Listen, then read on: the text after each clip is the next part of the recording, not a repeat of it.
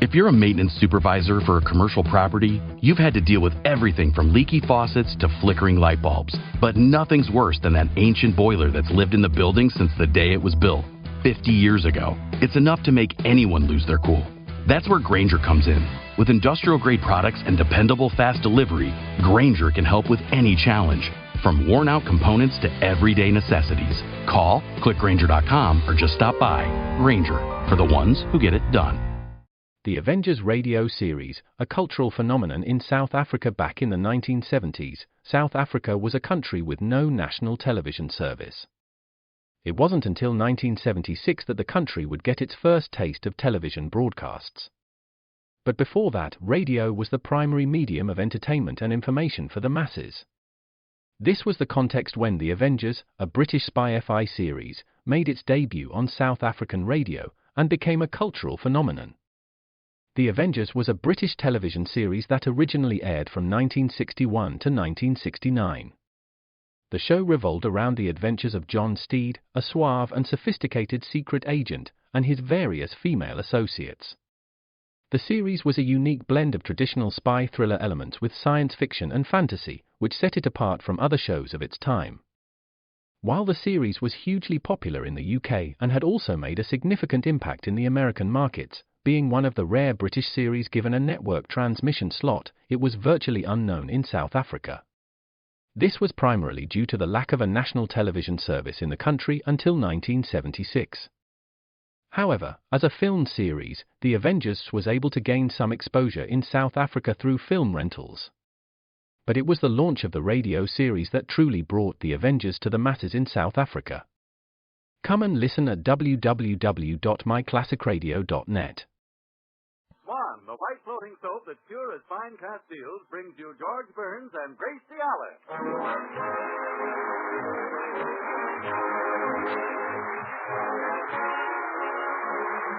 With the music of Felix Mills, the Swantet, and yours truly, Harry Von Zell. Well, yesterday was a lovely Sunday, so George and Gracie went for a walk. But it was also Father's Day, and several people stopped to pat George's cheek and tell Gracie what a sweet old gentleman her father was. Well, it's still the topic of conversation as we look in at the Burns home. The idea. Those people thinking you're old. Thinking you're my father.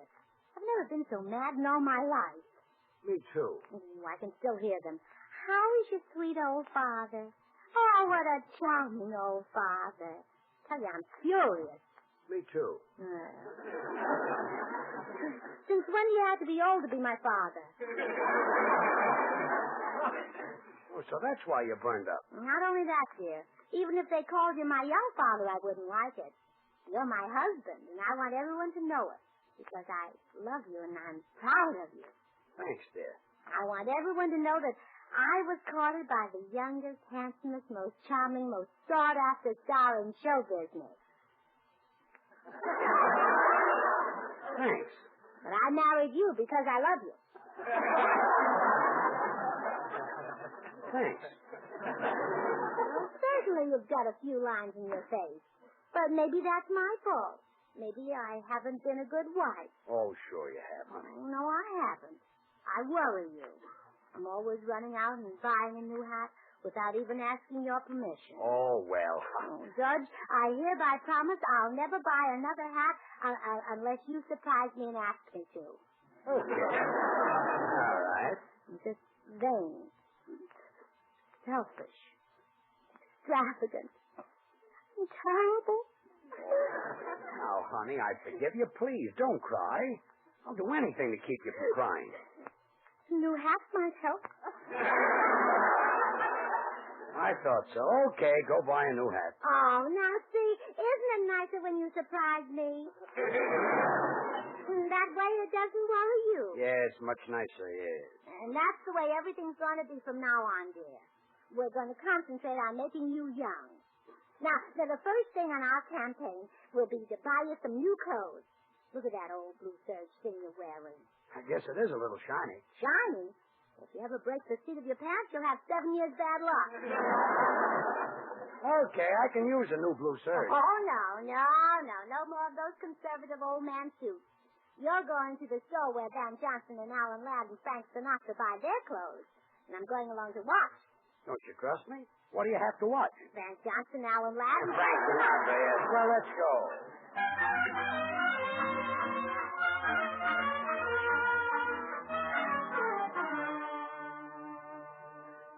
Now, you be looking at the suits, George. I'll see if I can get a clerk to wait on us. You're being very optimistic.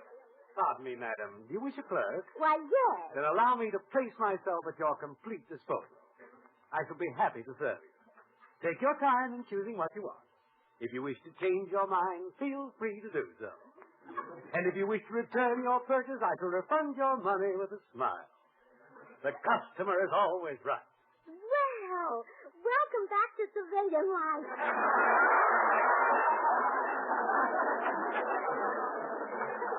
How did you know I'd been in the Army? Well, for a clerk to talk like that, you must have been overseas for the last 3 years. What can I show you, madam? Well, I want you to sell my husband a youthful suit of clothes. Something with zip and color to it. You see, he's the conservative type. I know the type well. Tall, distinguished. Shall we say he looks like a fine, handsome banker? Shall we say he has the appearance of a well-groomed, intelligent-looking doctor? Yeah, let's say that. It might be fun. But actually, he's in the radio business. He's an entertainer. Oh, well, then this is just the store for him. We sell Sinatra his ties and Crosby his shirts. Good. My husband is their type. Oh, fine. Would you say he had Sinatra's figure or Crosby? Well, a little of each.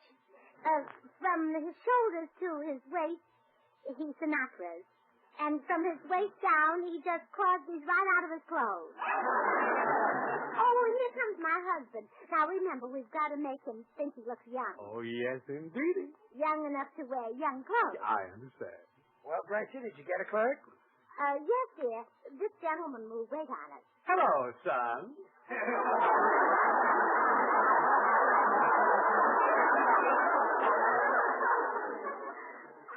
Son? So you want a suit, huh? Something to wear around the campus? Now, look, clerk, I'm no dope. I know I don't look like a 19-year-old kid. Oh, but, sir, men of 25 and 26 also go to college. Oh, well, that's different. Let's go to the college. Good. Right this way. I'll call our fitter. Oh, Mr. Vinci! Yes, Mr. Snapper. This gentleman wants something in a nice, youthful suit. Shall we measure him? Let's do. Now, where's my tape? Oh, here. Ready, Mr. Snapper? Ready. Are you ready, Mr. Vinci? I'm ready, Mr. Snapper. Are you ready, Mr. Burns? I'm ready, yeah. Then here we go. Neck, 32. Neck, 32. Shoulders, 32. Shoulders, 32. Chest, 32. Chest, 32. Arms, 32. Arms, 32. Legs, 32. Legs, 32. Dull, isn't he? What size do you think he'll take? Well, now, look, this is just a guess, but how about 32? Well, that should fit.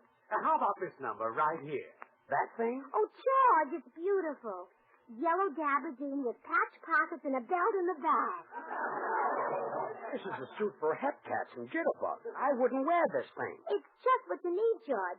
Wrap it up, Mr. Clark. He'll take it. I will not. Oh, yes, you will. Oh, no, I won't. Yes, you will. I will not take this suit home, or my name isn't George Burns.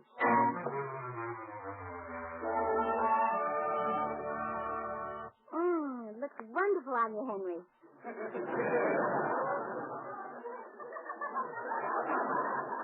Looks terrible. Look, the coat comes clear down to my knees. And get a load of these shoulders. They must be 4 feet wide. There's a ton of padding in here. Oh, is that padded? I thought those were your own shoulders. Really? I say some pretty silly things sometimes, don't I? Yes. Oh, look. Here comes Harry Von Zell. Now, I'll prove it's a lovely suit. You can leave it to Harry. I'd love to leave it to Harry. Or anybody else who'll take it. Come in. Hi, Gracie. Hello, Joe. Oh, Harry, isn't that a material? It certainly is. Why don't you have it made into a suit, George? This is a suit. Yeah, it's supposed to fit that way. It's a sack suit. Looks like it's still got the potatoes in it. George, why did you buy this outlandish thing? To make him look young. Oh, Gracie, you can't make him look young with clothes. Well, he's certainly not going around without them. I mean you have to work on his face. Oh, but what's the matter with George's face? What's the matter with her? Pull up a chair, Gracie. This will take a little while. Now, in the first place, George's face is full of... Harry, I wash my face with Swan soap, you know. Oh. Yes. Well, as I was about to say, it's full of charm and personality. And why not? That face is washed with Swan, and Swan's the white floating soap that's pure as fine Castile. Why, Swan's so pure, so mild and gentle that doctors recommend it for even a baby's tender skin. So it must be great for George's tub or shower, his hands and face. Yes, sir, Swan soap is responsible for George Burns' handsome, charming face. Why so fast? I had to hurry up and say that before television came along. Of course, I can take my time about saying that Swan's swell for doing dishes. You not only get loads of fast-working suds, but baby gentle Swan helps keep your hands looking smooth and lovely. Boy, Swan's the soap that's swell for everything. Well, I'm going to take the suit back and get my 1750. You will not. Oh, I can't wait for you to wear it to our radio broadcast. Oh, honey, if I wore this to our broadcast, the people would laugh at me. And we don't want to be different, do we?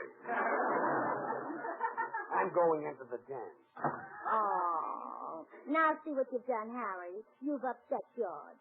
If he's going to look young, he has to smile and laugh and be gay. And, hey, he got an idea.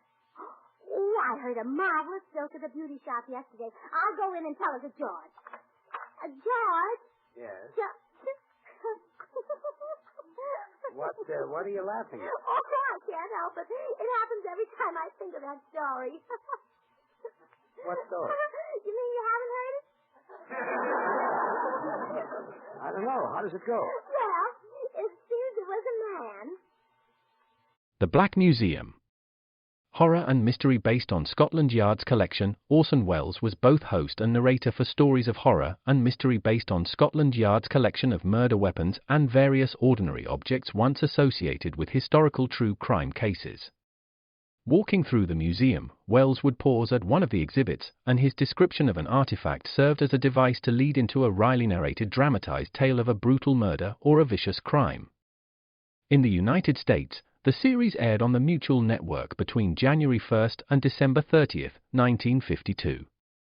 Beginning May 7th, 1953, it was also broadcast over Radio Luxembourg, sponsored by the cleaning products Dreft and Miro. Since the BBC carried no commercials, Radio Luxembourg aired sponsored programs at night to England. In the United States, a program of similar scope, using many of the same picked cases as the Black Museum, and nearly mirroring its broadcast run, was broadcast by NBC called Whitehall 1212. The two shows were different in the respect that while Whitehall 1212 told the story of a case entirely from the point of view of the police starting from the crime scene, the Black Museum was more heavily dramatized and played out scenes of the actual murders and included scenes from the criminal's point of view. Come and listen at www.myclassicradio.net. Go on. Oh, you haven't heard it, huh? Doesn't sound familiar. Oh, well, good. I'll tell it to you. Now, this man said to the streetcar conductor, "Which end do I get off?"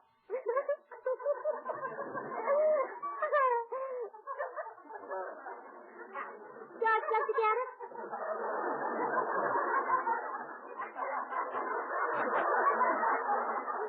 That's the whole story? Well, there was another line, but I couldn't wait for it. I was double parked. Okay, I'll tell you how it ends. The conductor said you can get off at either end. They both stop. Both what? Both ends. Both ends of what? Both ends of the streetcar. The man said, "Which end do I get off?" And the conductor said, "Either end." They both stop. That's your idea of a funny story.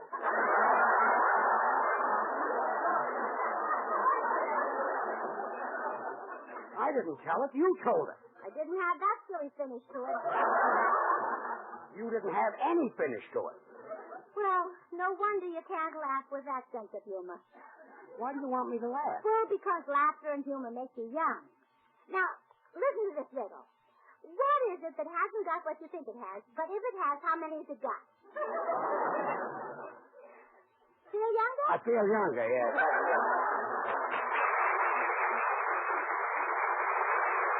Now, Felix Mills and the orchestra with the Swantet singing Button Up Your Overcoat. Button up your overcoat when the wind is free. Take good care of yourself, you belong to me. Eat an apple every day, get to bed by 3. Just take good care, you belong to me. Be careful crossing street. Ooh, don't eat meat. Ooh, cut out sweet. Ooh, you get a pain and ruin your tongue. Some keep away from food like food when you're on a spree. Take good care of yourself, you belong to me.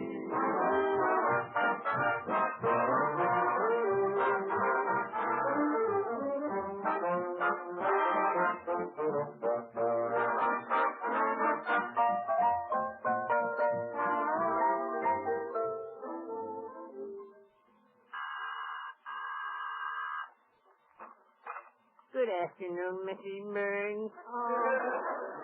Hello, Mr. Postman. There's a frown on your pretty little face today. Are you unhappy? Oh, George and I are both unhappy, Mr. Postman. Yesterday was Father's Day, and some thoughtless person mistook George for my father. Isn't it the dickens the way one little chance remark can upset you? Oh, yes.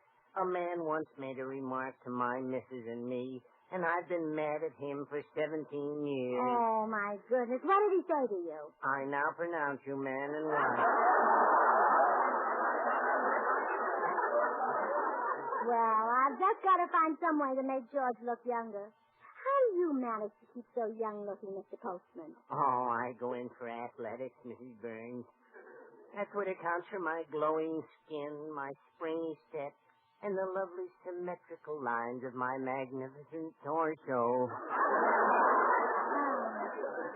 Athletics, huh? Yes, baseball in particular. Every Sunday I go down to the corner lot with the old bat. Oh, really? Yes, and she pitches to me. Are you a very good baseball player, Mr. Postman? Oh, phenomenal. Mr. Bob Cobb, the owner of the Hollywood Baseball Club, has asked me to play on his team. Oh, my, you must really be good to get such an offer. Oh, yes. My team won the championship back in college. I'll never forget that big game. It was the 9th inning. There were 2 out and the bases full. We were losing by a run and the crowd was going wild. Oh, my. Even before I grabbed my bat, the crowd began to scream, "We want Herman! Put in Herman! Herman will win for us! Put in Herman!" Oh, how thrilling. What happened? And they took me out and put in Herman.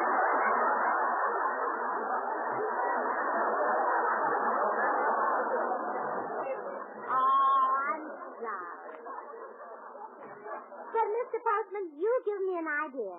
If baseball can keep you young, maybe it can do the same for my husband. I'm going to call Mr. Bob Cobb and tell him he can have George for his baseball team. Can you imagine what he'll say? Yes, and if he does, you slap his face. Well, goodbye, Mrs. Burns. Remember, keep smiling.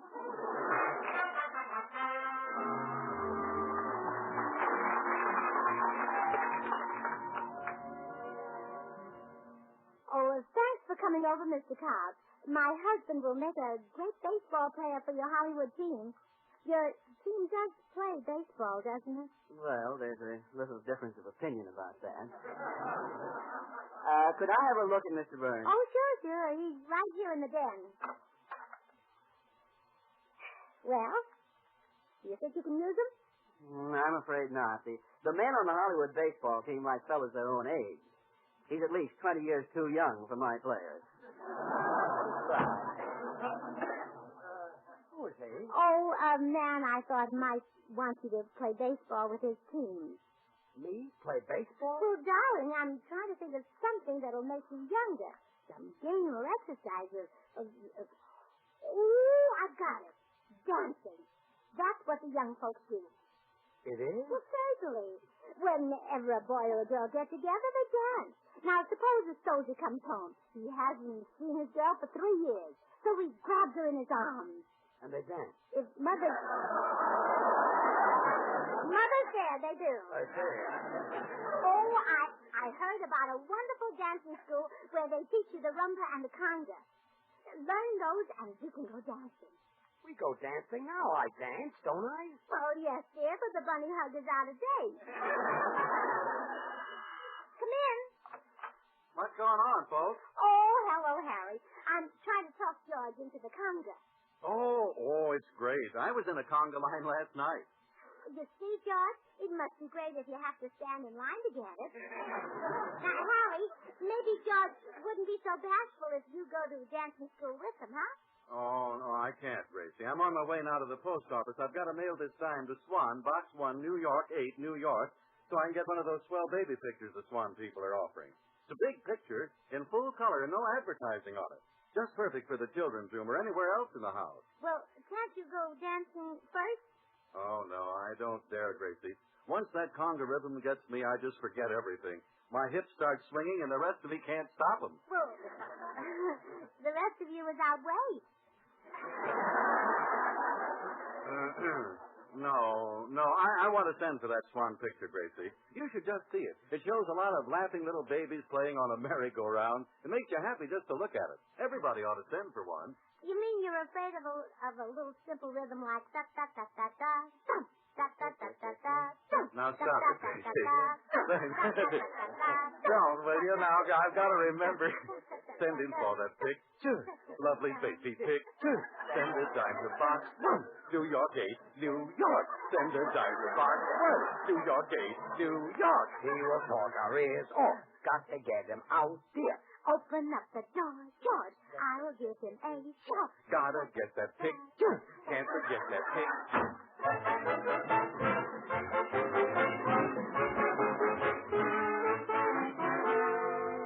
Well, here we are, George. Senior College School of the Latin American Dancers. Honey, this is a waste of time.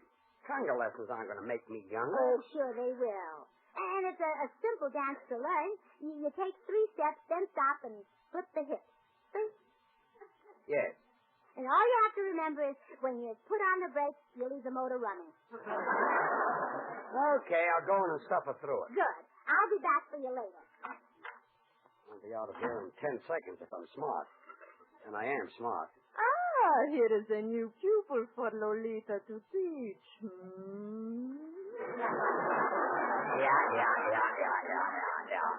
Ah, bueno, senor. You will be a fine dancer. I can see the grace, the rhythm in your beautiful body.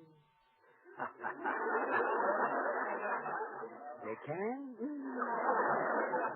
See, Lolita will teach you everything in the book. She will? See. Now we are ready for the lesson. Put your hand on my waist. Okay. Oh. What is the matter? Your waist tickles my hand. Now we will begin the dance. When the music starts, watch my hips carefully, will you? You can count on me. Then we start the music.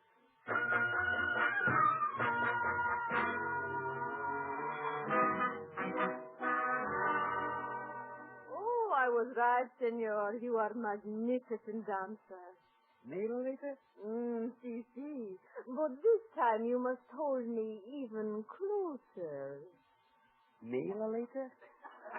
See, you are so strong. Me, Lolita? So, George, did you like it? Let go of that woman. Oh, she was only showing me a few things. I mean, I was learning things. I mean, she's teaching me. I see plenty. Who is this woman? Oh, allow me to introduce you to Lolita. This is, Mrs. Burns. Oh, yes.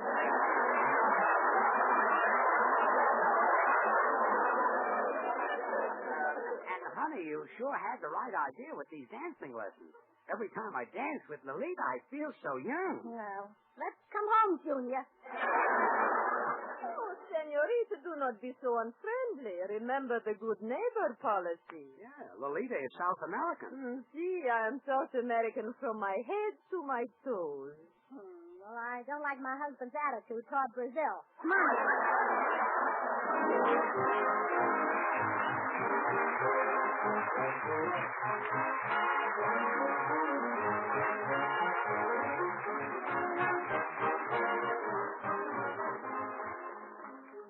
Gracie and George will be right back. I just want to let you know that the offer of a baby picture that I talked about is really on the level. You can get a swell big picture in full color, perfect for framing for only 10 cents.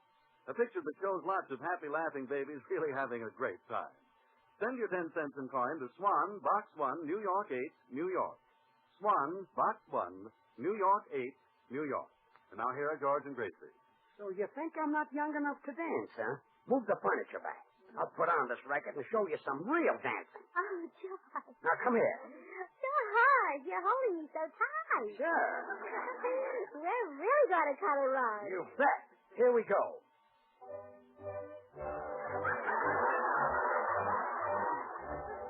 Oh, you're solid, Jack. Good night, folks.